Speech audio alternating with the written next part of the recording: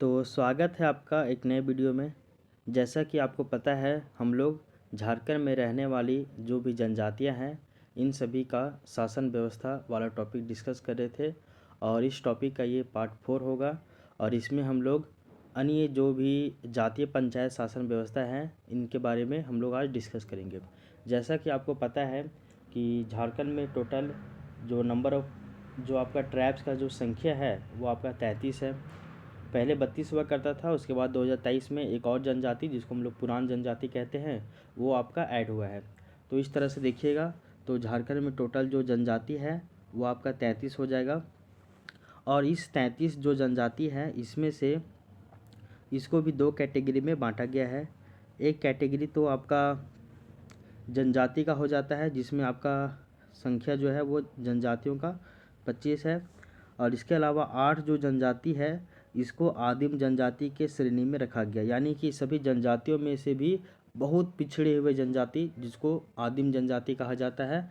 और इसी को ही जो है वो आपका PVTG ग्रुप के नाम से जाना जाता है, यानी कि पार्टिकुलरली वल्नरेबल ट्राइबल ग्रुप। ये हम लोग PVTG इसको कहते हैं और ये आदिम जनजाति कहलाता है। और झारखंड में अगर हम लोग देखा जाए तो आदिम जो जनजाति है इनकी जो संख्या है वो आपका 8 है। कौन कौन है? तो आपका असुर है, बिरजिया है, बिरहोर है, सबर है, परहिया है, इसके अलावा माल पहाड़िया है, सोरैया पहाड़िया है और आपका कौरवा है। तो 8 जो जनजाति है वो आपका आदिम जनजाति है। और इसके अलावा जो रेस्ट जो बचते हैं 25 जनजाति, ये जो है वो आपका झारखंड की नॉर्मल जनजाति देखने को मिलती है। ठीक है। अब अभी तक आपको जो बताया गया था कि यहाँ पे जो जनजाति लोग हैं ये अपने शासन व्यवस्था को अपने अनुसार चलाते हैं। जैसे हम लोग देखे थे कि मुंडा लोग जो है वो अपना शासन व्यवस्था को मुंडा शासन व्यवस्था कहते हैं और उसमें अपना अलग अलग पद के अनुसार वो शासन व्यवस्था चलता था। ठीक इसी तरह ढोकलो सोर शासन व्यवस्था जो है खड़िया जनजाति से संबंधित था। तो हम लोग जो है वो 6 को जनजाति जिनका जो शासन व्यवस्था पूरा एकदम विशेष मतलब दिखता है एकदम पूरा, वहाँ पे सारा व्यवस्था कि ग्राम स्तर है, बाकायदा अंतर ग्रामीण स्तर है, सामुदायिक स्तर है और उसमें अधिकारी जैसे कि अलग अलग मतलब कि शासन व्यवस्था में अलग अलग जो है वो अधिकारी वगैरह देखने को मिलते हैं। तो हम लोग जो है वो 6 मतलब जो है वो शासन व्यवस्था कंप्लीट कवर कर चुके थे। कौन कौन? पहला है मुंडा शासन व्यवस्था जो कि मुंडा जनजाति के लिए है। दूसरा आपका हो जाएगा नागवंशी शासन व्यवस्था।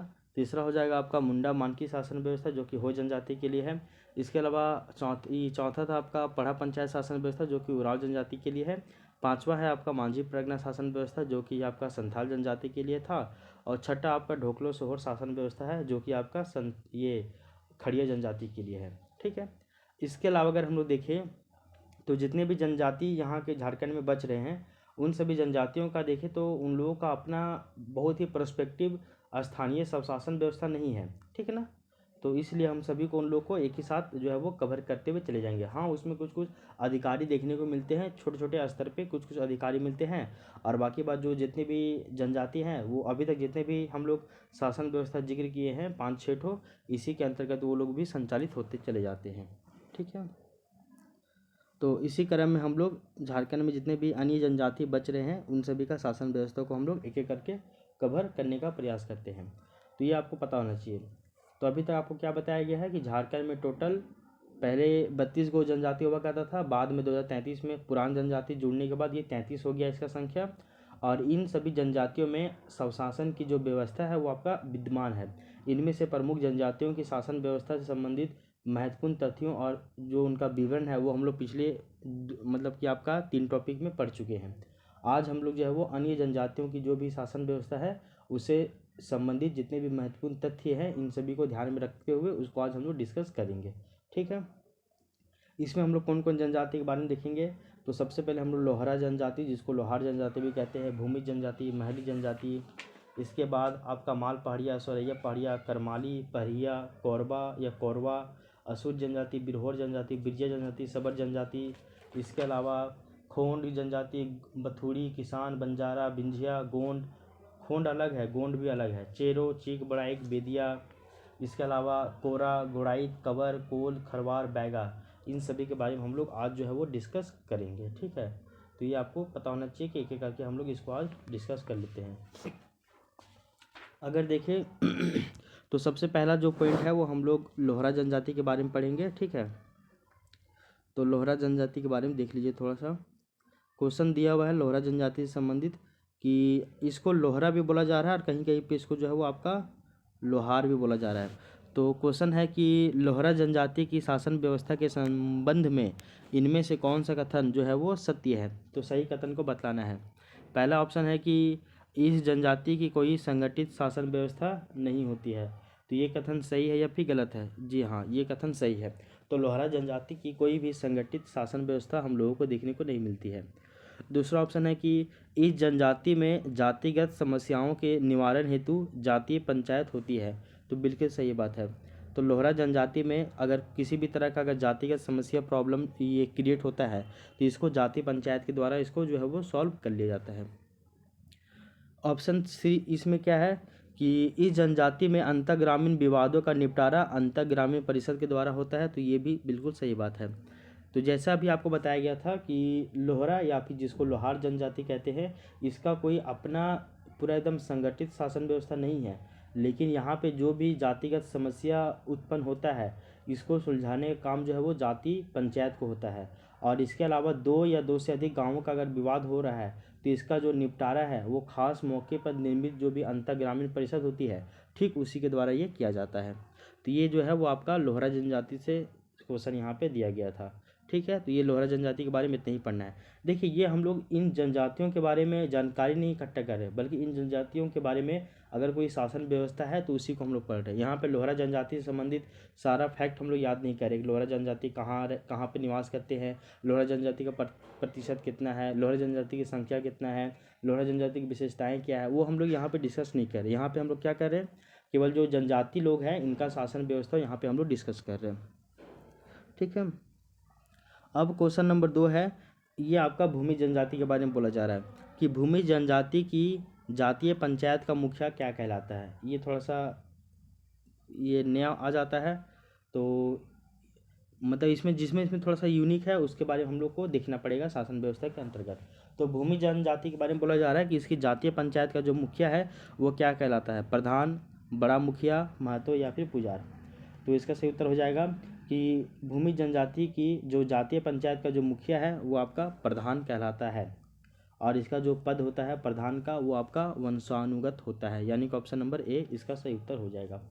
और भूमि जनजाति में पैतृक संपत्ति का जो बंटवारा है, यानी कि पिता की संपत्ति का जो बंटवारा है वो भाइयों में बराबर किया जाता है। और यदि किसी परिवार में पुत्र नहीं है तो संपत्ति पर पूरा अधिकार केवल पुत्री का ही हो जाता है, अगर बेटा नहीं है तो। और इस जनजाति में सागोत्रीय विवाह को मान्यता प्राप्त नहीं है, ठीक है। क्वेश्चन नंबर 3, भूमि जनजाति की शासन व्यवस्था के संबंध में निम्नलिखित में से कौन सा कथन सही नहीं है। तो गलत कथन को यहाँ पे जो है वो आपका बतलाना है। पहला ऑप्शन है कि इनकी शासन व्यवस्था में पंचायत के मुखिया का पद वंशानुगत होता है। तो बिल्कुल सही बात है। पंचायत के मुखिया यानी कि जो है वो आपका ये होता है, क्या बोलते हैं उसको हम लोग, प्रधान। तो उस प्रधान का जो पद है वो आपका वंशानुगत होता है, बिल्कुल सही बात है। और ऑप्शन नंबर बी है कि इस जनजाति में पैतृक संपत्ति का जो बंटवारा है वो भाइयों के बीच में बराबर बराबर होता है, बिल्कुल सही बात है, ऑप्शन नंबर बी। फिर ऑप्शन सी देखिए कि यदि किसी परिवार में भाई ना हो तो संपत्ति पर पुत्री का अधिकार हो जाता है, बिल्कुल सही बात है। अगर बेटा नहीं है तो ऐसे में सारा संपत्ति बेटी का हो जाएगा, ये भी सही बात है। क्वेश्चन नंबर इसमें डी देख लीजिए कि क्वेश्चन डी मतलब ऑप्शन नंबर डी है कि इस जनजाति में यानी कि भूमि जनजाति में सगोत्रीय विवाह को मान्यता प्राप्त है। नहीं, बिल्कुल नहीं, ऐसा नहीं है। तो भूमि जनजाति में जो आपका सगोत्रीय विवाह है इसको मान्यता प्राप्त नहीं है। सगोत्रीय मतलब एक ही गोत्र में विवाह जो है वो आपका मान्यता नहीं है, उसको लीगल नहीं माना जाता है। तो अलग अलग गोत्र में शादी किया जाना चाहिए, एक ही गोत्र में नहीं। अब हम लोग नेक्स्ट जो है वो आपका महली जनजाति के बारे में देखते हैं कि महली जनजाति में गंभीर अपराध के दोषी को निम्नलिखित में से कौन सी सज़ा जो है वो सुनाई जाती है, ठीक है।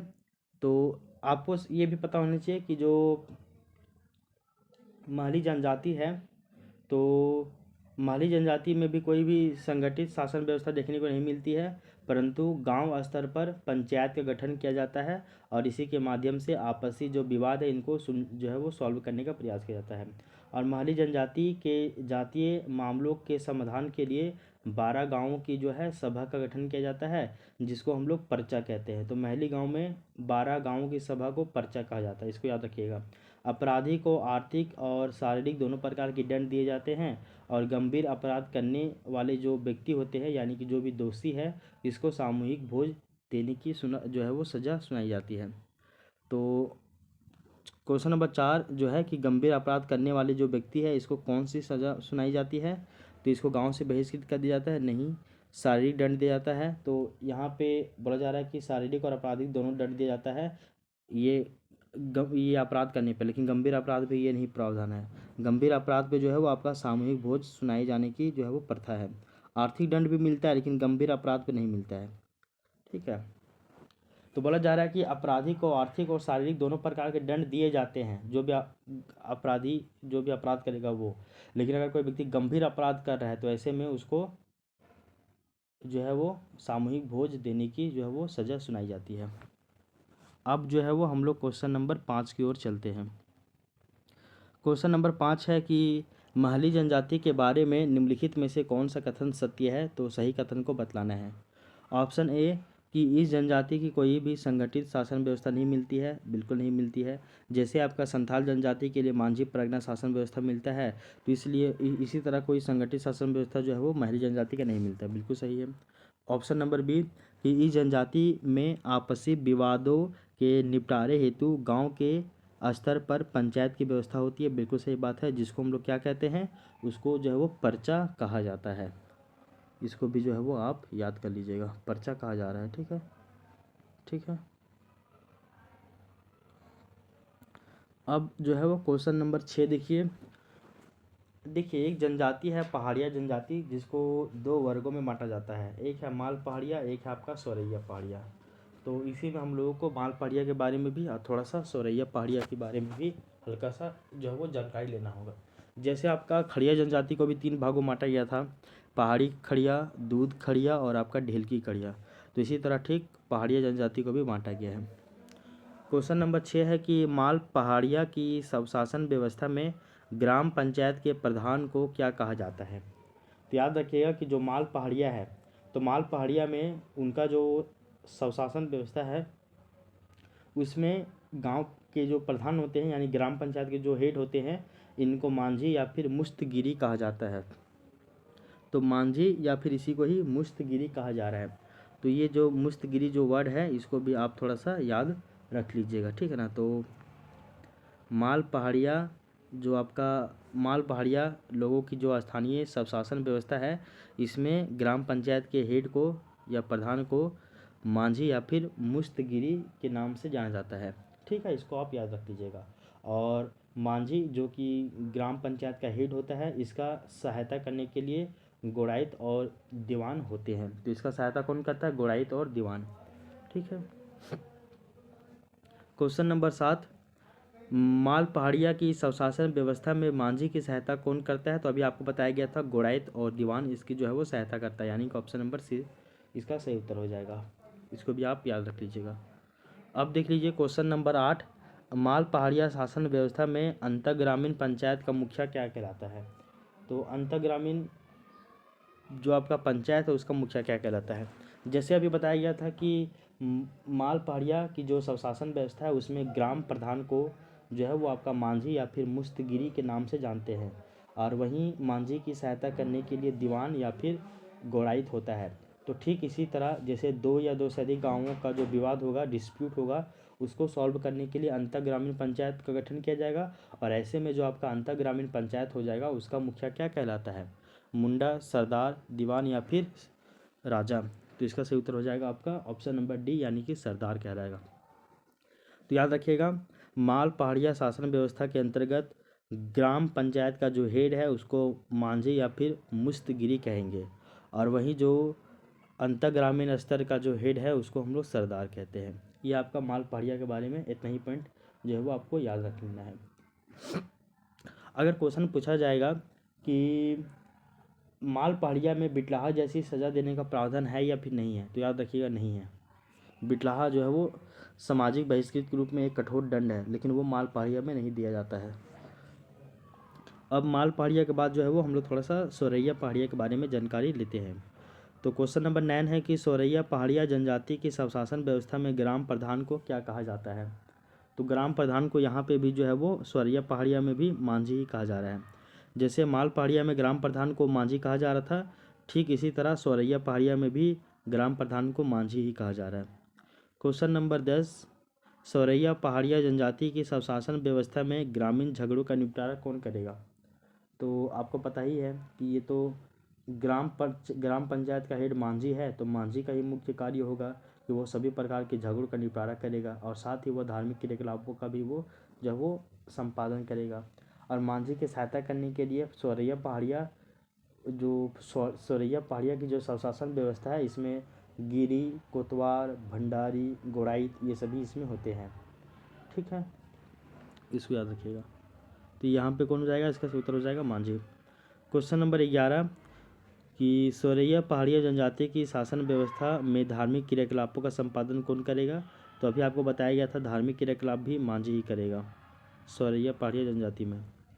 क्वेश्चन नंबर 12, सोरैया पहाड़िया जनजाति की स्वशासन व्यवस्था में मांझी के कार्यों में उनकी सहायता कौन करता है। तो अभी आपको बताया गया था गिरी, कोतवाल, भंडारी और गोड़ाइत। तो यहाँ पे गोड़ाइत ऑप्शन दिख रहा है, गिरी, कोतवाल और भंडारी नहीं दिख रहा है, केवल गोड़ाइत दिख रहा है, तो इसका सही उत्तर हो जाएगा गोड़ाइत। और गांव का हेड यहाँ पे भी मांझी होगा।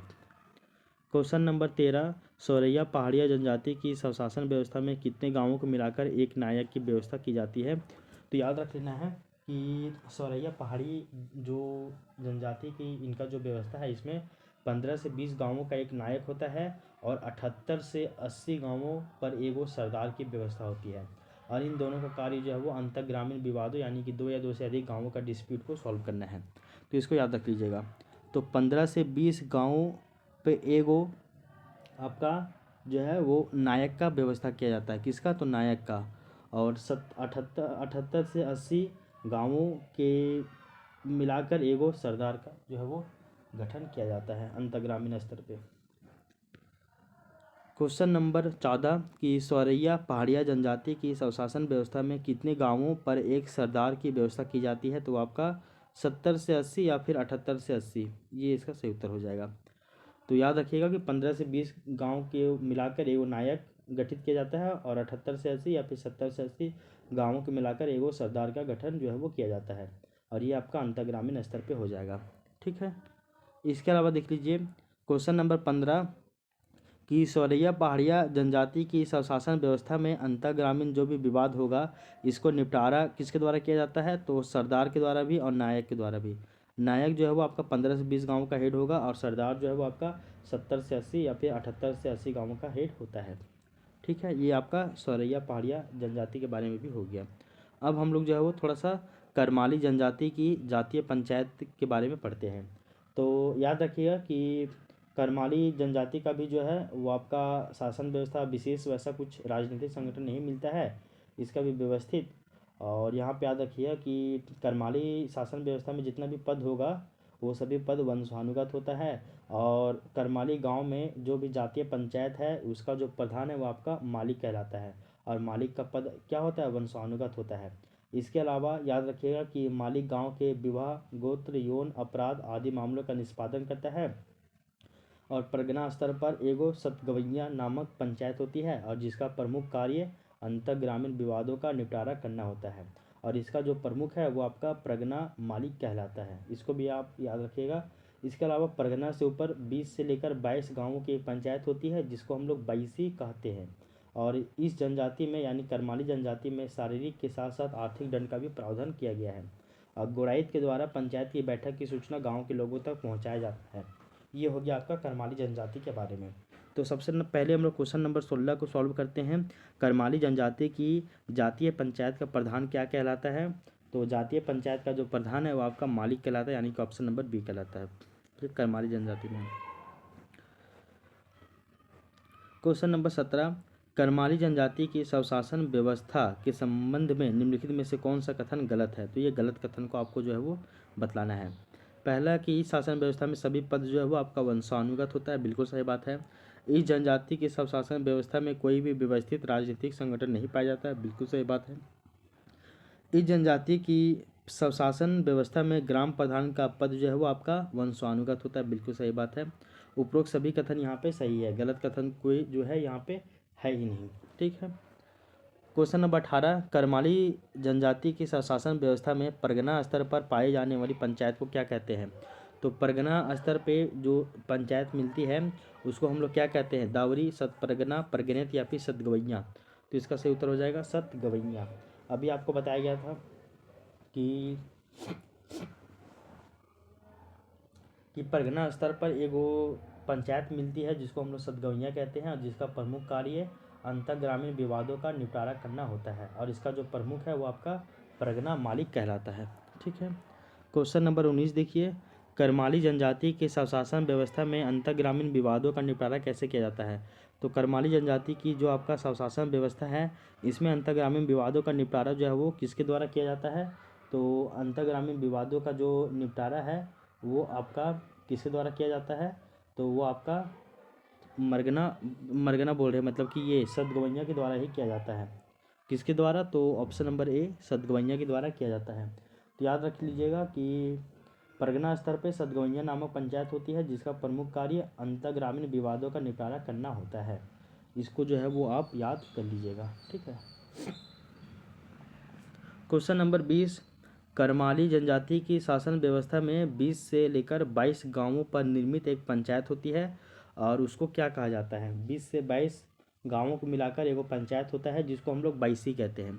तो ऑप्शन नंबर सी ये आपका बाईसी सही हो जाएगा, इसको याद रख लीजिएगा। ठीक है। क्वेश्चन नंबर 21, करमाली जनजाति की स्वशासन व्यवस्था में पंचायत की बैठक की सूचना गांव के लोगों तक पहुंचाने का काम कौन करता है? तो ये आपका गुड़ाइत करता है। ये आपका संदेश वाहक होता है, गुड़ाइत। ठीक है ना। मालिक जो है वो आपका करमाली जनजाति में गांव का जो है वो आपका हेड कहलाएगा और आपका एक जो होता है परगना स्तर पे होता है पंचायत जिसको हम लोग सतगवैया कहते हैं और इसके अलावा 20 से 22 गाँवों को मिलाकर भी एक पंचायत होता है जिसको हम लोग बाईसी कहते हैं। ये सभी करमाली जनजाति में था। करमाली जनजाति के बाद जो है वो हम लोग परहिया जनजाति के बारे में देखते हैं। परहिया जनजाति के बारे में बोला जा रहा है कि परहिया जनजाति की जातीय पंचायत को किस नाम से जाना जाता है? ये इम्पोर्टेंट है। तो इसको आपको पता होना चाहिए कि परहिया जो जनजाति है इसमें जातीय पंचायत को किस नाम से जाना जाता है। तो प्रत्येक गांव में एक वो जाति पंचायत होती है परहिया गांव में जिसको भैयारी या फिर जाति गोठ कहा जाता है। तो भैयारी या फिर जाति गोठ के नाम से जानते हैं, यानी कि ऑप्शन नंबर सी दोनों सही उत्तर हो जाएगा। तो परहिया जनजाति में जाति पंचायत को हम लोग भैयारी और आपका जाति गोठ, तो भैयारी और आपका जाति गोठ इसके नाम से जाना जाता है परहिया जनजाति में। क्वेश्चन नंबर 23, परहिया जनजाति की स्वशासन व्यवस्था में ग्राम पंचायत के मुखिया को क्या कहा जाता है? तो जो आपका परहिया जनजाति है तो परहिया जनजाति की जो आपका स्वशासन व्यवस्था है तो उस स्वशासन व्यवस्था में ग्राम पंचायत के मुखिया जो होते हैं उस मुखिया को क्या कहा जाता है? तो ग्राम पंचायत के मुखिया को आपका महतो के नाम से जाना जाता है। क्या कहा जाता है? महतो। Option number A. तो परहिया जो जनजाति है उस जनजाति का जो गांव है, गांव पंचायत का जो मुखिया है वो आपका महतो कहलाता है और इसका सहायक जो है वो कहतो या फिर खतो कहलाता है। तो महतो का सहायक कहतो या फिर खतो होता है। तो महतो का सहायक कहतो कहतो या फिर खतो ये इसका सहायक होता है। अब देखिए क्वेश्चन नंबर 24, पढ़िया जनजाति की स्वशासन व्यवस्था में महतो का सहायक कौन होता है? कितना यूनिक है ना। तो महतो का सहायक कहतो या फिर खतो ये होता है। ठीक है। अरे यार ये तो यूनिक हो गया। तो याद रखिएगा कि जो पढ़िया जनजाति का जो ग्राम पंचायत होता है उसका मुखिया महतो कहलाता है और महतो का जो सहयोगी है वो आपका कहतो या फिर खतो होता है, ये याद रख लीजिएगा। और पढ़िया जनजाति का जो जाति पंचायत है इसको भैयारी या फिर जाति गोठ कहा जाता है। क्वेश्चन नंबर 25, परहिया जनजाति की स्वशासन व्यवस्था में 8 से लेकर 10 गांवों से मिलकर बनी जो अंतर ग्रामीण पंचायत है इसको क्या कहा जाता है? तो 8 से लेकर 10 गांवों को मिलाकर एक अंतर ग्रामीण पंचायत का गठन किया जाता है जिसको कारा भैयारी कहा जाता है। क्या? तो ऑप्शन नंबर ए कारा भैयारी कहा जा रहा है, कारा भैयारी कहा जा रहा है। ये परहिया जनजाति के बारे में था। तो भैयारी और जाति गोठ ये जाति पंचायत को कहा जा रहा है और जिसमें इसके अलावा 8 से 10 गाँवों को मिलाकर अंतर ग्रामीण स्तर पे जो है अंतर ग्रामीण पंचायत गठन किया जा रहा है, जिसको कारा भैयारी कहा जाता है। और यह एक या एक से अधिक गाँवों के विवादों का निपटारा करता है और गांव के धार्मिक क्रियाकलापों का संपादन महतो के द्वारा ही किया जाता है। और गांव के कल्याण के लिए बैगा जो है वो पूजा पाठ आदि जो है वो संबंधित जो है वो पूजा पाठ जैसा जो है क्रियाकलाप करता है। कौन? तो बैगा। तो याद रखिए क्वेश्चन नंबर 26, पहाड़िया जनजाति की स्वशासन व्यवस्था गांव के देखो, पहाड़िया जनजाति की स्वशासन व्यवस्था गांव के कल्याण हेतु किसके द्वारा पूजा पाठ जैसे क्रियाकलापों का संपादन किया जाता है? तो ये आपका बैगा के द्वारा किया जाता है। ठीक है, तो क्वेश्चन नंबर 26 का ऑप्शन नंबर बी जो है वो सही हो जाएगा। तो ये हो गया आपका पहाड़िया जनजाति के बारे में। अब हम लोग नेक्स्ट जो है वो आपका कोरवा, और इसी को ही कहीं कहीं पे कोरबा कहा जा रहा है। तो हम लोग अब देखते हैं कोरबा या फिर कोरवा जनजाति के बारे में। तो अब इसके बारे में देखिए, क्वेश्चन नंबर 27 है कि कोरवा जनजाति की स्वशासन व्यवस्था में ग्राम पंचायत के प्रधान को क्या कहा जाता है? तो याद रखिएगा कि यहाँ पे कोरवा जनजाति का जो स्वशासन व्यवस्था है, इसमें ग्राम पंचायत का जो हेड है वो आपका मुखिया कहलाता है। ऑप्शन नंबर सी क्या कहलाएगा? मुखिया कहलाता है। ठीक है, इसको याद रख लीजिएगा। तो बोला जा रहा है कि कोरबा जनजाति की अपनी जाति पंचायत पाई जाती है और इसके माध्यम से शादी विवाह, यौन अपराध, जमीन जायदाद, संपत्ति का बंटवारा, तलाक, डायन, विसाही आदि से संबंधित जो है वो मामलों का निष्पादन किया जाता है। और ग्राम पंचायत का प्रधान आपका मुखिया कहलाता है और अंतर ग्रामीण विवादों के निपटारे हेतु बड़ा मुखिया नामक पद का जो है वो प्रावधान किया गया है। ठीक है, क्वेश्चन नंबर 28, कोरवा जनजाति की स्वशासन व्यवस्था में निम्नलिखित में से किसके द्वारा अंतर्ग्रामीण विवादों का निपटारा किया जाता है? तो ग्राम स्तर पे मुखिया है, तो आपका अंतर्ग्रामीण स्तर पे बड़ा मुखिया हो जाएगा। इसको आप याद रखिएगा। ठीक है, क्वेश्चन नंबर 29 है कि कोरवा जनजाति की स्थानीय व्यवस्था के संबंध में निम्नलिखित में से कौन सा कथन जो है वो आपका असत्य है, यानी कि गलत कथन को आपको बतलाना है। ये आपको देख लीजिए।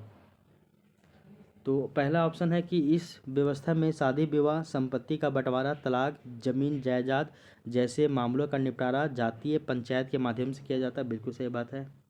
ऑप्शन बी है कि इस व्यवस्था में गवाहों को शपथ दिलाकर सत्यता का जो है वो पता लगाया जाता है। तो ये सही है या फिर गलत है, ये आपको बतलाना है। तो ये बिल्कुल सही बात है। तो ये जो कोरबा जनजाति है, इसका जो जाति पंचायत है, यहाँ पे जो भी गवाह देने के लिए आएगा, इसको एकदम पूरा मॉडर्न जो भी न्याय व्यवस्था है इसी के जैसा ही शपथ दिलाकर आरोपों की सत्यता का जो है वो पता लगाया जाता है। बिल्कुल सही बात है। ऑप्शन सी है कि जाति से बाहर विवाह करने पर व्यक्ति को गांव से बहिष्कृत कर दिया जाता है। तो ये भी सही बात है। तो बोला जा रहा है कि जाति से बाहर विवाह करने पर जो भी व्यक्ति होता है उसको बिटलाहा की तरह जब वो समाज से निष्कासित या फिर बाहर कर दिया जाता है, और समाज से जो भी निष्कासित व्यक्ति होता है उसको भोज भात के द्वारा पुनः समाज में शामिल कर लिया जाता है। और इस जो प्रथा है, इस प्रथा को हम लोग भात भितार प्रथा कहते हैं। इसके अलावा देख लीजिए ऑप्शन नंबर सी कि जाति से बाहर विवाह करने पर व्यक्ति को गांव से बहिष्कृत कर दिया जाता है। बिल्कुल सही बात है, ये भी सही है। यानी कि उपरोक्त सभी कथन सही है। और बहिष्कृत व्यक्ति को वापस अगर समाज में ऐड होना है तो उसको फिर जो है वो सब पूरे गांव को जो है वो क्या करना होगा? भोज भात देना होगा, जिसको हम लोग क्या कहते हैं? भात भितार कहते हैं, भात भीतर कहते हैं उस प्रथा को। क्वेश्चन नंबर अब हम लोग 30 देखते हैं। बोला जा रहा है कि कोरवा जनजाति में भात भीतर क्या है? तो कोरवा जनजाति में भात भीतर क्या है कि समाज से जो भी व्यक्ति बाहर हो जाता है उसको वापस सदस्यता लेना है। तो ऐसे में उसको जो है वो आपका खान पान खिलाना पड़ेगा, उसके बाद वो वापस आ जाएगा। ऑप्शन नंबर बी, तो समाज से निष्कासित किसी सदस्य को पुनः समाज में शामिल करना, ये आपका भात भीतर जो प्रथा के द्वारा होगा। अब जो है वो हम लोग नेक्स्ट असुर जनजाति के बारे में पढ़ेंगे। क्वेश्चन नंबर 31 है कि असुर जनजाति की स्वशासन व्यवस्था के संबंध में निम्नलिखित में से कौन सा कथन जो है वो आपका सत्य है? तो पहला है कि इस जनजाति की पंचायत व्यवस्था में महतो, बैगा, पुजार तथा गुड़ाइत प्रमुख अधिकारी होते हैं। तो ये बिल्कुल सही बात है। बोला जा रहा है कि असुर पंचायत के प्रमुख अधिकारी महतो है, बैगा है, पुजार है, गुड़ाइत होते हैं। असुर पंचायत में गांव के सभी वयस्क पुरुष इसमें जो है वो सदस्य के रूप में भाग लेते हैं। और 5 गांवों के वरिष्ठ नागरिक मिलकर पंच का निर्माण करते हैं और गांव के सभी विवादों का ये लोग निपटारा जो है पंच के द्वारा ही किया जाता है। और पंच के द्वारा शारीरिक और आर्थिक दोनों प्रकार के दंड दिए जाते हैं। ऑप्शन नंबर बी, असुर पंचायत में गांव के सभी वयस्क पुरुष जो है वो सदस्य भाग लेते हैं, बिल्कुल सही बात है। और इस पंचायत में सभी विवादों का निपटारा जो है वो पंच के माध्यम से किया जाता है, सही बात है। तो बोला जाता है कि 5 गांवों को मिलाकर एक पंच का निर्माण किया जाता है और सभी विवादों का जो है निपटारा वो पंच के माध्यम से किया जाता है, यानी कि उपरोक्त सभी कथन जो है वो ओवरऑल सही है। ये आपका असुर जनजाति के बारे में था, बस इतना ही याद रखना असुर जनजाति के बारे में। अब देखिए नेक्स्ट हम लोग बिरहोर जनजाति के बारे में देखते हैं। और बोला जा रहा है कि बिरहोर जनजाति के लोग विभिन्न शिकार समूहों में बंटे होते हैं, जिनको क्या कहा जाता है? बेसरा, टंडा, दिगुआर या फिर शिकारी। तो ये क्वेश्चन पूछा जाता है और इससे एक क्वेश्चन पूछा भी गया है कि बिरहोर जनजाति के जो लोग होते हैं वो शिकार अलग अलग शिकार समूह में ये लोग बटे होते हैं, जिनको जो है वो आपका टंडा कहा जाता है। और ये जो टंडा है वो बिरहोरों का सर्वोच्च संगठन होता है और इसका जो मुखिया है वो आपका मालिक या फिर नाया कहलाता है। तो याद रखिएगा कि अलग अलग जो शिकार करने के लिए अलग अलग समूहों में बंटे होते हैं बिरहोर जनजाति, इनको जो है वो टंडा टंडा कहा जाता है, टंडा।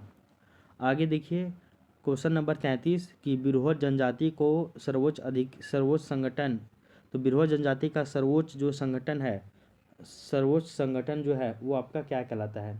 तो वो आपका टंडा ही है। तो टंडा जो है वो बिरहोर जनजाति का सर्वोच्च जो है वो संगठन है और टंडा का जो मुखिया है वो आपका मालिक या फिर नायक कहलाता है।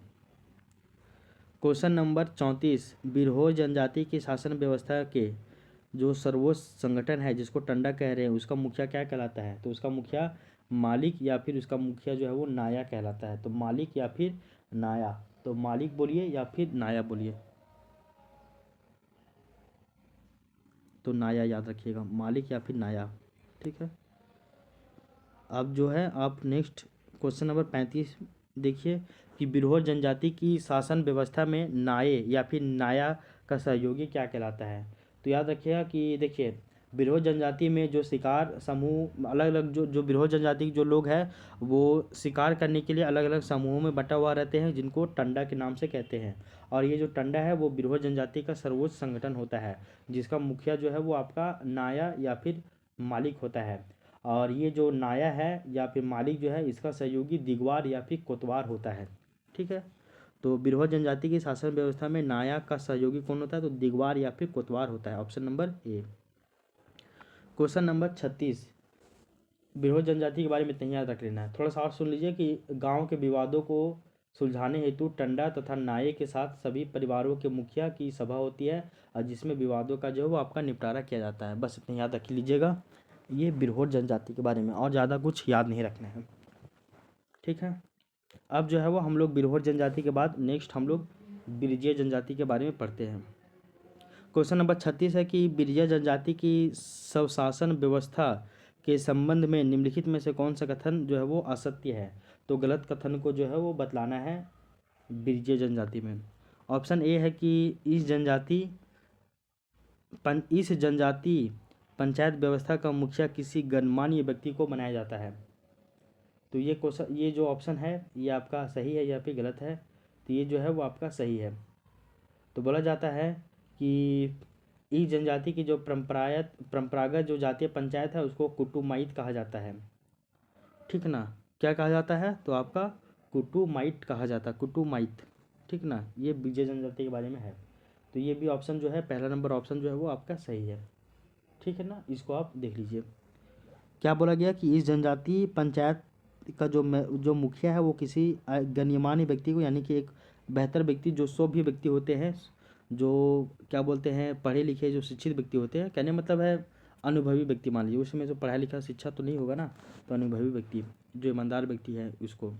ऑप्शन बी है कि इस जनजाति की जातीय पंचायत में बैगा, बेसरा, धावक तथा गांव के सम्मानित बुजुर्ग भी शामिल होते हैं, बिल्कुल सही बात है। ऑप्शन सी है कि इस जनजाति के सभी मामलों का निष्पादन जातीय पंचायत के द्वारा किया जाता है, बिल्कुल सही बात है। ये तीनों जो कथन है वो आपका सही है। और बिरजीय जनजाति में जो आपका जातीय पंचायत देखने को मिलता है उसको हम लोग कुटुमाइत कहते हैं। क्या कहते हैं? तो इसी को हम लोग जो है वो आपका कुटुमाइत, कुटुमाइत कहते हैं। क्या कहते हैं? तो कुटुमाइत कहते हैं। इसको आप याद रख लीजिएगा। आप देख लीजिए क्वेश्चन नंबर 37। अच्छा, ये थोड़ा सा यहाँ पे ना छोड़ दिया गया है, थोड़ा सा हम आपको बता देते हैं, हल्का सुन लीजिए कि बिरजे जनजाति का जो परंपरागत शासन व्यवस्था है, जिसको हम लोग जातीय पंचायत कहते हैं, उसको हम लोग जातीय पंचायत को हम लोग कुटुमाइत के नाम से जानते हैं। क्या? तो कुटुमाइत। और याद रखिएगा कि बिरजे जनजाति में जो जातीय पंचायत का जो मुखिया है उसको हम लोग हाकिम कहते हैं, हाकिम। तो कुटुमाइत ये बिरजे जनजाति के जातीय पंचायत को कहते हैं, और जो हाकिम है वो बिरजे जनजाति का जो आपका जातीय पंचायत जिसको हम लोग कुटुमाइत कहते हैं, उसी कुटुमाइत का मुखिया होता है हाकिम। क्या होता है? हाकिम। इसको आप याद रख लीजिएगा हाकिम के बारे में। नेक्स्ट हम लोग सबर जनजाति के बारे में देखते हैं। तो बोला जा रहा है कि सबर जनजाति की जातीय पंचायत का प्रमुख क्या कहलाता है? तो सबर जनजाति का जो जातीय पंचायत है उसका जो प्रधान है या उसका जो हेड है या फिर उसका जो प्रमुख है वो आपका प्रधान कहलाता है, यानी कि ऑप्शन नंबर बी, प्रधान कहलाता है। तो जातीय पंचायत का जो हेड है तो वो आपका प्रधान कहलाता है। अब क्वेश्चन नंबर 38 देखिए कि सबर जनजाति की जातीय पंचायत में प्रधान की सहायता कौन करता है? तो प्रधान की सहायता जो है वो आपका गुड़ाइत के द्वारा किया जा रहा है। कौन? तो गुड़ाइत करता है।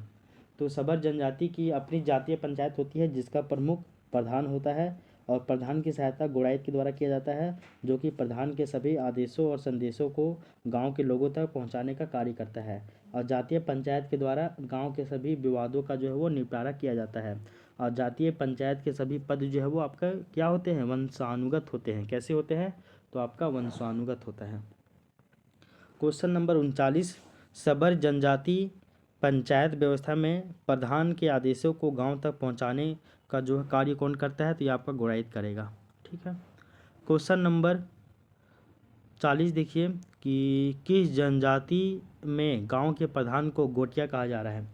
तो अगर क्वेश्चन पूछेगा कि किस जनजाति में गांव के प्रधान को गोटिया कहा जाता है और वर्तमान समय में यह जो पद है वो विद्यमान नहीं है, तो याद रखिएगा कि खोंड जो जनजाति है उसमें गांव के मुखिया को गोटिया कहा जाता है। तो ऑप्शन नंबर सी हो जाएगा सही उत्तर। तो याद रखिएगा इसको। तो खोंड जनजाति में गांव के मुखिया को गोटिया कहा जाता है, जो गांव के सभी विवादों का समाधान करता है। और वर्तमान समय में ये जो जनजाति है, इस जनजाति में यह पद जो है वो विद्यमान नहीं है। और वर्तमान समय में इस जनजाति में सर्वसम्मति से सरपंच का जो है वो चयन किया जाता है, जो कि ग्राम पंचायत का क्या होता है? प्रधान होता है। इसको आप याद रखिएगा। Question number 41।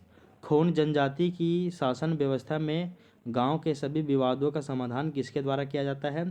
तो खोंड जनजाति में जो है वो आपका जो बोला जा रहा है कि शासन व्यवस्था में गांव के सभी विवादों का जो समाधान है वो किसके द्वारा किया जाता है? तो वो सभी जो है वो आपका जातीय पंचायत का जो हेड है गोटिया, उसी के द्वारा ही किया जाता है, यानी कि ऑप्शन नंबर डी। अब नेक्स्ट हम लोग बथुड़ी जनजाति के बारे में देखते हैं। तो बोला जा रहा है कि क्वेश्चन नंबर 42। बथुड़ी जनजाति की परंपरागत शासन व्यवस्था का प्रधान क्या कहलाता है? तो याद रखिएगा कि बथुड़ी जनजाति में परंपरागत शासन व्यवस्था पाई जाती है, और जिसका जो प्रधान है वो आपका दोहर कहलाता है। और दोहर का जो पद है वो आपका वंशानुगत होता है, और ये धार्मिक क्रियाकलापों का भी जो है वो संपादन करता है। तो दोहर जो है वो आपका बथुड़ी जनजाति में ग्राम पंचायत का हेड होता है, दोहर। कौन? तो दोहर होता है। Question number 43। बथुड़ी जनजाति की परंपरागत जो आपका पंचायत व्यवस्था है, इसके संबंध में निम्नलिखित में से कौन सा कथन जो है वो असत्य है यानी कि गलत है? तो पहला ऑप्शन है कि इस व्यवस्था में ग्राम पंचायत के प्रधान का जो पद है वो आपका वंशानुगत है। बिल्कुल सही बात है, यानी कि दोहर का पद जो कि ग्राम प्रधान है, तो दोहर का पद वंशानुगत है। बिल्कुल सही बात है। ऑप्शन नंबर बी कि इस व्यवस्था में अंतर ग्रामीण पंचायत का जो मुखिया है वो आपका प्रधान कहलाता है, तो बिल्कुल सही बात है। बोला जा रहा है कि बथुड़ी जनजाति में सभी विवादों का जो निराकरण पंचायत के द्वारा ही किया जाता है, और अंतर ग्रामीण पंचायत का जो मुखिया है वो आपका प्रधान कहलाता है। और बथुड़ी जनजाति में सगोत्र विवाह को गंभीर अपराध माना जाता है, ये भी याद रख लीजिएगा। तो ऑप्शन नंबर बी सही है। ऑप्शन सी कि बथुड़ी जनजाति में सगोत्र यानी कि एक ही गोत्र में विवाह करना अपराध माना जाता है, बिल्कुल सही बात है। यानी कि आपका जो है वो ऑप्शन तीनों सही है, उपरोक्त डी सभी कथन सही है। अब जो है वो नेक्स्ट हम लोग बथुड़ी जनजाति के बाद किसान जनजाति के बारे में पढ़ेंगे। और क्वेश्चन नंबर 44 है कि किसान जनजाति की शासन व्यवस्था के संबंध में निम्नलिखित में से कौन सा कथन जो है वो आपका सत्य है। तो सही कथन कौन सा है किसान जनजाति के बारे में वो बतलाना है। पहला ऑप्शन है कि इस जनजाति में गांव का जो प्रधान है वो आपका मांझी कहलाता है। तो ये कथन जो है वो आपका सही है, या फिर ये कथन जो है वो आपका गलत है, ये आपको बतलाना है, ठीक ना। तो ये कथन जो है वो आपका जो है ये आपका सही है। तो यहाँ पे जो है पहला ऑप्शन है कि इस जनजाति में गांव का प्रधान जो है वो मांझी कहलाता है। तो ये कथन जो है वो सही है। और इस जनजाति में पंचायत की बैठक बुलाने वाले व्यक्ति को ही पंचायत के संचालन का सारा खर्च वहन करना होता है। तो ये कथन जो है वो सही है या फिर गलत है। तो ये भी कथन सही है। तो पंचायत की बैठक जो भी व्यक्ति बुलाता है उसी व्यक्ति को पंचायत के संचालन का सारा जो है खर्च उठाना होता है। ये कैसा है नियम, ये लेकिन सही है, ऐसे ही नियम होता है। और इस जनजातीय व्यवस्था में जो है वो आपका अंतर्ग्रामीण पंचायत जैसी कोई भी व्यवस्था नहीं होती है। तो ये भी आपको याद रख लेना है कि जो आपका किसान जनजाति है, एक मिनट, किसान जनजाति है, यहाँ पे बोला जा रहा है कि कई गांवों को मिलाकर परगना पंचायत की व्यवस्था होती है जो कि अंतर्ग्रामीण विवादों का निपटारा करती है। तो इसमें तो जो है वो आपका सी नंबर तो जो है वो गलत है। एक मिनट रुकिएगा जी। 44 का ना हमको लग रहा है ना कि ए भी गलत है, सी भी गलत है और डी तो होगा नहीं। तो ऑप्शन नंबर केवल बी सही है यार, मेरे से भी गलती हो गई। अच्छा देखिए, किसान जनजाति के बारे में बोला जा रहा है कि किसान जनजाति का जो गांव का जो प्रधान है वो आपका मांझी कहलाता है, नहीं कहलाता है। और इसके अलावा इस जनजातीय व्यवस्था में अंतर्ग्रामीण पंचायत नहीं होता है, तो नहीं होता है पंचायत। तो जिसको हम लोग परगना पंचायत कहते हैं जो कि अंतर्ग्रामीण विवादों का निपटारा करता है, ये सही है। तो यहाँ पे अंतर्ग्रामीण स्तर होता है, ठीक है ना। और इस जनजाति में जो भी व्यक्ति पंचायत का बैठक बुलाएगा उसी को सारा खर्च उठाना पड़ेगा, ये कथन सही है, बाकी कथन गलत है। तो थोड़ा सा अब हम लोग जो है वो किसान जनजाति के बारे में सुन ही लेते हैं। तो किसान जनजाति में जातीय पंचायत की व्यवस्था पाई जाती है जो गांव के विवादों का निपटारा जो है वो निपटाने का जो है कार्य करता है। और कई गांवों को मिलाकर परगना पंचायत होती है जिसको अंतर्ग्रामीण विवादों का निपटारा वही करती है। और पंचायत के प्रमुख अधिकारी महतो, कोतवाल और सरदार होते हैं। और पंचायत की बैठक बुलाने वाले व्यक्ति को ही पंचायत के संचालन का जो है वो आपका सारा खर्च वहन करना होता है। ये हो गया आपका किसान जनजाति के बारे में। अब हम लोग बंजारा जनजाति के बारे में देखते हैं। तो क्वेश्चन है कि बंजारा जनजाति की शासन व्यवस्था के संबंध में निम्नलिखित में से जो आपका कौन सा कथन है वो आपका सही है। तो सही कथन को बतलाना है बंजारा जनजाति में। पहला ऑप्शन है कि इस जनजाति में कोई व्यवस्थित स्वशासन व्यवस्था जो है वो प्रणाली नहीं पाया जाता, बिल्कुल सही बात है। तो बंजारा जनजाति में कोई भी व्यवस्थित स्वशासन प्रणाली नहीं पाई जाती है, सही बात है। इस जनजाति में गांव के समस्याओं का निराकरण एक सामुदायिक परिषद के द्वारा किया जाता है, बिल्कुल सही बात है कि गांव के समस्याओं का जो निवारण है वो एक सामुदायिक परिषद के द्वारा किया जाता है जिसका जो प्रमुख है वो आपका नायक होता है, बिल्कुल सही बात है। ऑप्शन नंबर सी कि ग्रामीण समस्याओं के निराकरण हेतु गठित जो सामुदायिक परिषद है इसका प्रधान नायक होता है, बिल्कुल सही बात है। ओवरऑल देखा जाए तो सभी कथन जो है वो सही है। और नायक का चुनाव जो है वो बंजारा जनजाति के सदस्यों के द्वारा ही किया जाता है, इसमें क्या जानना। अब जो है वो हम लोग नेक्स्ट देखते हैं बिंझिया जनजाति के बारे में। तो बिंझिया जनजाति के बारे में है क्वेश्चन नंबर 46 कि मादी तथा गद्दी नामक पद किस जनजाति की शासन व्यवस्था में पाई जाती है। तो मादी और जो गद्दी है ये जो पद है वो आपका बिंझिया जनजाति की शासन व्यवस्था में देखने को मिलती है। तो बिंझिया जनजाति की अपनी जातीय पंचायत होती है जिसका प्रधान जो है वो आपका मादी, और मादी को ही गद्दी कहते हैं। जातीय मामलों का निराकरण जातीय पंचायत में किया जाता है, इसको याद रख लीजिएगा। तो बिंझिया जनजाति की अपनी जातीय पंचायत होती है जिसका प्रधान मादी या फिर गद्दी कहलाता है, और जो कि जातीय मामलों का निराकरण जो है वो जातीय पंचायत में ही किया जाता है, जातीय पंचायत में ही किया जाता है। आगे देखिए, बिंझिया जनजाति में प्रत्येक घर के प्रतिनिधि सदस्य मिलकर एक प्रतिनिधि समिति का गठन करते हैं जिसका प्रमुख कट्टाहा कहलाता है, इसको भी याद रखिएगा। क्वेश्चन नंबर 47 है कि बिंझिया जनजाति की शासन व्यवस्था में प्रत्येक घर के प्रतिनिधि सदस्य मिलकर एक प्रतिनिधि समिति का गठन करते हैं, और इस प्रतिनिधि सदन का जो प्रमुख है यानी कि जो हेड है वो क्या कहलाता है। ऑप्शन नंबर ए करटाहा कहलाता है। इसको भी आप याद रख लीजिएगा। ये बिंझिया जनजाति के बारे में था।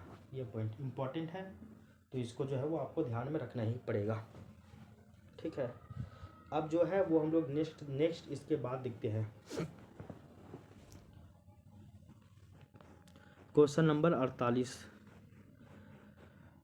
क्वेश्चन नंबर 48 है कि बिंझिया जनजाति की शासन व्यवस्था में गांव से जुड़े किसी भी मामले का निराकरण कौन करता है। तो आपको पता होना चाहिए कि करटाहा जो है वही सभी प्रकार के विवादों का निराकरण करता है, विवादों का, और इसका जो फैसला है वो आपका अंतिम और सभी को मान्य होता है। तो ऑप्शन नंबर बी करटाहा इसका सही उत्तर हो जाएगा। क्वेश्चन नंबर 49, बिंझिया जनजाति के संबंध में निम्नलिखित में से कौन सा कथन असत्य है, यानी कि गलत कथन कौन सा है। पहला ऑप्शन है कि इस जनजाति के लोगों के द्वारा गौमांस का भक्षण किया जाता है। तो याद रखिएगा कि बिंझिया जनजाति में गौमांस का भक्षण जो है वो वर्जित है तथा गौमांस का भक्षण करने पर समाज से बहिष्कृत कर दिया जाता है। ठीक है ना, तो इसको पहला ऑप्शन जो है वो गौमांस का भक्षण किया जाता है, तो नहीं, गौमांस का जो है इसके बारे में बताया जाता है कि गौमांस का यहाँ पे जो है वो आपका भक्षण वर्जित है, भक्षण जो है वो वर्जित है। पहला ऑप्शन गलत। इस जनजाति में गांव से बहिष्कृत किसी व्यक्ति के द्वारा सामूहिक भोज दिए जाने पर उसे समाज में वापस शामिल कर लिया जाता है, तो ये कथन सही है। ठीक है, तो इसको भी आप जो है वो याद कर लीजिएगा। तो क्वेश्चन नंबर जो 49 है, 49 का गलत कथन कौन सा है, तो ए नंबर गलत है। तो बोला जाता है कि इस जनजाति में यानी कि बिंझिया जनजाति में गौमांस का भक्षण वर्जित है तथा गौमांस का भक्षण करने पर उसको समाज से बहिष्कृत कर दिया जाता है, और कुछ अपराधों के मामले में गांव को सामूहिक भोज देने पर समाज से बहिष्कृत लोगों को पुनः समाज में जो है वो आपका शामिल कर लिया जाता है। तो यहाँ तक की जो बातें हैं वो हम लोग समझ गए हैं। ठीक है, अब हम लोग नेक्स्ट देखते हैं आपका नई जनजाति गोंड है, तो गोंड जनजाति के बारे में देखते हैं। क्वेश्चन नंबर 50 है कि गोंड जनजाति में जातीय पंचायत का मुखिया क्या कहलाता है।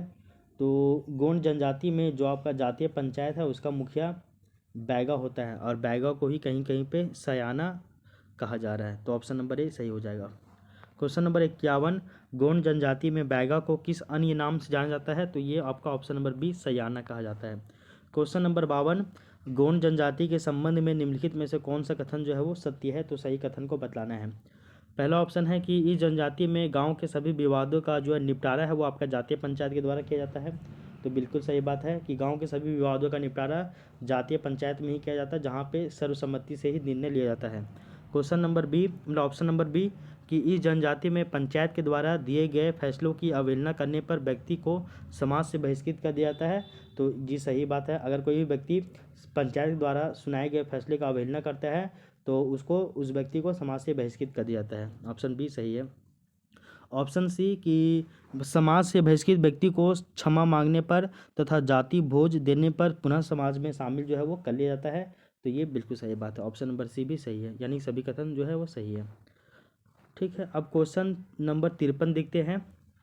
वो नेक्स्ट है आपका चेरो जनजाति के बारे में। चेरो जनजाति, तो बोला जा रहा है कि चेरो जनजाति की स्वशासन व्यवस्था के संबंध में निम्नलिखित में से कौन सा कथन असत्य है, यानी कि गलत कथन को बतलाना है चेरो जनजाति के बारे में। पहला ऑप्शन है कि इस जनजाति में गांव, अंचल तथा जिला स्तर पर पंचायत की व्यवस्था जो है वो पाई जाती है। तो बिल्कुल सही बात है कि चेरो जनजाति में स्वशासन की व्यवस्था विद्यमान है और जिसकी अपनी पंचायत होती है, और इस जनजाति में गांव तथा अंचल स्तर के पंचायत का प्रधान मुखिया तथा जिला स्तर के पंचायत का प्रधान सभापति कहलाता है। तो यहाँ पे गांव स्तर पे भी, अंचल स्तर पे भी और आपका जिला स्तर पे भी देखने को मिलता है, ये भी याद कर लीजिएगा। तो ऑप्शन नंबर ए सही है। और गांव स्तर पे जो है हेड कौन करता है, तो देखिए अच्छा, इस जनजाति में गांव और अंचल स्तर का जो पंचायत होता है उसका प्रधान मुखिया होता है, गांव और अंचल का, और जिला स्तर पे पंचायत का जो हेड कौन होगा, सभापति होता है। ऑप्शन नंबर बी, पंचायत के निर्णय का उल्लंघन करने पर दोषी को जाति एवं समाज से बहिष्कृत कर दिया जाता है। तो बिल्कुल सही बात है, ये सही है। तो उपरोक्त दोनों कथन सही है। क्वेश्चन नंबर 54, चेरो जनजाति में गांव के स्तर पर गठित पंचायत के प्रधान को क्या कहते हैं। तो गांव और जो आपका जो अंचल है, इस पे जो गठित पंचायत है इसका जो प्रधान है वो आपका मुखिया कहलाता है, यानी कि ऑप्शन नंबर ए सही हो जाएगा। क्वेश्चन नंबर 55, चेरो जनजाति में अंचल के स्तर पर गठित पंचायत के प्रधान को क्या कहते हैं? तो ग्राम और अंचल के अधिकारी को मुखिया कहते हैं। क्वेश्चन नंबर 56, चेरो जनजाति में जिला के स्तर पर गठित पंचायत के प्रधान को क्या कहते हैं? तो इसको जो है वो हम लोग क्या कहते हैं? इसको हम लोग कहते हैं सभापति। तो गांव और अंचल स्तर पे आपका प्रमुख मुखिया हो जाएगा। कौन हो जाएगा?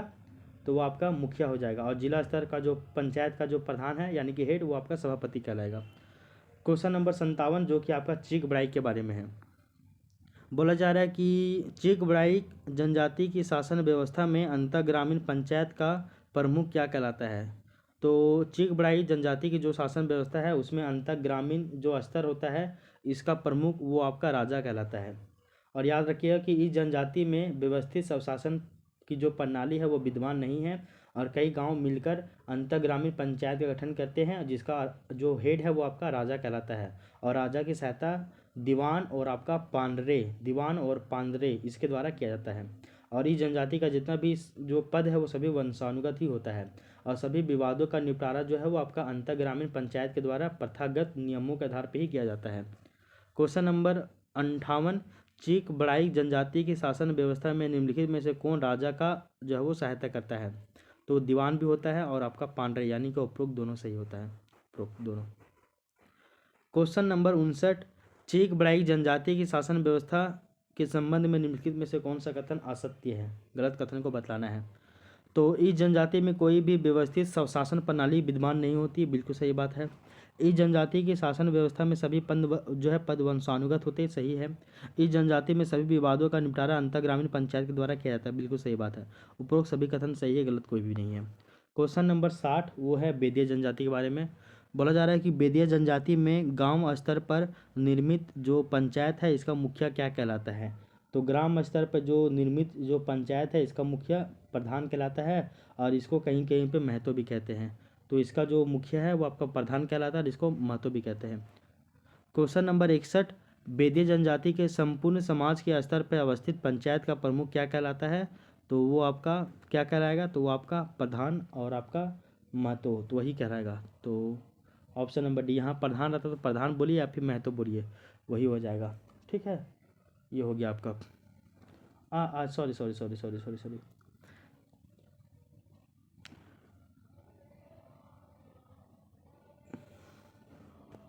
महतो नहीं। अच्छा, यहाँ पे बोला जा रहा है, देखिए ग्राम स्तर पर निर्मित जो पंचायत है इसका मुखिया प्रधान कहलाता है और इसी को ही महतो भी कहा जाता है। और गांव के स्तर पे सभी मामलों का जो निपटारा है वो प्रधान के द्वारा ही किया जाता है तथा इसका जो सहयोगी है वो आपका गणौत कहलाता है। और कई गांवों को आपस में मिलाकर अंतर ग्रामीण पंचायत का गठन किया जाता है जिसका मुखिया सरकार होता है। तो बोला जा रहा है कि इसमें क्वेश्चन नंबर 61 की बेदिया जनजाति में संपूर्ण समाज के स्तर पे अवस्थित पंचायत का प्रमुख कौन होता है? तो ये पंचायत स्तर पे तो बोला जा रहा है, तो ये आपका महतो ही सही होगा ना भाई, महतो या फिर प्रधान ही सही होगा ना, यही डी ही सही है। क्वेश्चन नंबर 62, बेदिया जनजाति में कई गांवों को आपस में मिलाकर अंतर ग्रामीण पंचायत का गठन किया जाता है जिसके मुखिया को किस नाम से जाना जाता है? तो उसको हम लोग सरकार कहते हैं। क्या? तो सरकार कहते हैं। क्वेश्चन नंबर 63, बेदिया जनजाति की शासन व्यवस्था में मुखिया का सहयोगी जो है वो किस नाम से जाना जाता है? तो मुखिया का जो सहयोगी है वो आपका गणौत कहलाता है और मुखिया को ही हम लोग महतो भी कहते हैं, इसको भी याद रखिएगा। क्वेश्चन नंबर 64 देखिए जो कि आपका कोरा जनजाति के बारे में है। बोला जा रहा है कि कोरा जनजाति की शासन व्यवस्था में ग्राम प्रधान को किस नाम से जाना जाता है? तो ग्राम प्रधान को महतो के नाम से जाना जाता है, यानी कि ऑप्शन नंबर इस जो है वो सही हो जाएगा। क्वेश्चन नंबर 65, कोरा जनजाति में महतो की सहायता के लिए निम्नलिखित में से कौन होता है? तो महतो की सहायता के लिए परमानिक और जोग मांझी दो गो पद होते हैं। तो परमानिक और आपका जोग मांझी दो गो पद होते हैं। क्वेश्चन नंबर 66, गोराइत जनजाति की शासन व्यवस्था के संबंध में निम्नलिखित में से कौन सा कथन असत्य है, यानी गलत कथन कौन सा है? ऑप्शन ए है कि इस जनजाति में पिता की संपत्ति पुत्रों में बराबर बराबर बांट दी जाती है, ये भी बिल्कुल सही बात है। तो बोला जा रहा है कि इस जनजाति में पिता की संपत्ति पुत्रों में बराबर बराबर बांट दी जाती है तथा पुत्री को पिता की संपत्ति में कोई भी अधिकार प्राप्त नहीं होता है, इसको याद कर लीजिएगा, ये सही है। पिता की संपत्ति में पुत्री को बराबर हिस्सा जो है वो दिया जाता नहीं, ये गलत है। और तलाक तथा विधवा विवाह के मामले में जातीय पंचायत के द्वारा ही सुलझाए जाते हैं। सही बात है। तो बोला जा रहा है कि तलाक और विधवा विवाह के मामले जो है वो प्रायः जातीय पंचायत के पास सुनवाई के लिए ही किए जाते हैं। ठीक है, इसको भी आप जो है वो याद कर लीजिएगा। इसके अलावा एक चीज़ याद रख लीजिएगा कि गोराई जनजाति में विभिन्न मामलों का निपटारा जातीय पंचायत के माध्यम से किया जाता है, जिसका प्रमुख दरीना होता है। तो ये दरीना जो है वो आपका जातीय पंचायत का हेड है गोराई जनजाति में। ठीक है, जातीय पंचायत का हेड दरीना है। क्वेश्चन नंबर 67, कंवर जनजाति की शासन व्यवस्था में जातीय पंचायत का मुखिया क्या कहलाता है? तो कंवर जनजाति में जातीय पंचायत का जो मुखिया है वो आपका सयाना कहलाता है। सयाना, जातीय पंचायत का हेड सयाना कहलाता है। क्वेश्चन नंबर 68, कंवर जनजाति की शासन व्यवस्था में ग्राम पंचायत का प्रमुख क्या कहलाता है? तो याद रखिएगा कि ग्राम पंचायत जो होती है उसका प्रमुख पटेल या फिर प्रधान कहलाता है। तो पटेल या फिर प्रधान कहलाएगा। क्वेश्चन नंबर 69, कोल जनजाति की शासन व्यवस्था में ग्राम पंचायत का मुखिया क्या कहलाता है? तो कोल जनजाति में जो भी ग्राम पंचायत है इसका मुखिया जो है वो आपका मांझी कहलाता है। क्वेश्चन नंबर 70, खरवार जनजाति की शासन व्यवस्था में जातीय पंचायत का मुखिया क्या कहलाता है? तो खरवार जनजाति का जो जातीय पंचायत है उसमें प्रमुख जो है वो आपका मुखिया ही कहलाता है, मुखिया। क्वेश्चन नंबर 71, खरवार जनजाति में विभिन्न गांवों को मिलाकर अंतर ग्रामीण पंचायत का निर्माण किया जाता है। इस संबंध में निम्नलिखित में से कौन सा कथन असत्य है?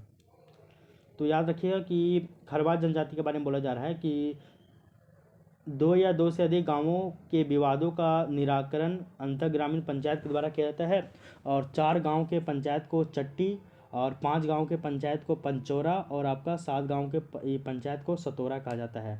तो चट्टी, पचौरा और सतोरा ये कहा जा रहा है। तो 4 गांव के पट्टी को चट्टी कहा जा रहा है, और 5 गांव के पंचायत को पचौरा कहा जा रहा है, और 6 गांव के पंचायत को आपका छिटौरा नहीं बल्कि सतोरा कहा जा रहा है। तो ये ऑप्शन नंबर सी जो है वो गलत हो जाएगा। और ये क्वेश्चन नंबर पूछा गया था जेपीएससी वाले में। अच्छा, क्वेश्चन नंबर 72 देखिए कि क्वेश्चन नंबर 72 है कि बैगा जनजाति की शासन व्यवस्था में जातीय पंचायत का प्रमुख क्या कहलाता है? तो बैगा जनजाति के बारे में बोला जा रहा है कि यहाँ पे जो जातीय पंचायत है इसका जो प्रमुख है वो आपका मुकद्दम कहलाता है। Option number B. तो ये क्या कहलाएगा? तो मुकद्दम कहलाएगा। क्वेश्चन नंबर 73 कि बैगा जनजाति की शासन व्यवस्था में मुकद्दम की सहायता निम्नलिखित में से कौन कौन करता है? तो याद रखिएगा कि मुकद्दम की सहायता करने के लिए ग्रामीणों के द्वारा 2 गो पद जो है वो निर्वाचित होते हैं, जिनका नाम है सयाना और एगो सिख।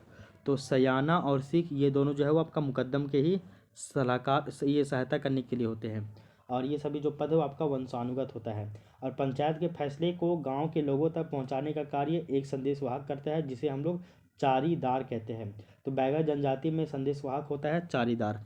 क्वेश्चन नंबर 74, ये लास्ट क्वेश्चन हो जाएगा कि बैगा जनजाति की शासन व्यवस्था में पंचायत के फैसले को ग्रामीणों तक पहुंचाने वाले संदेशवाहक को क्या कहा जाता है? तो ऑप्शन नंबर ए जो है वो चारीदार कहा जाता है। ठीक है, तो इस तरह से देखिएगा।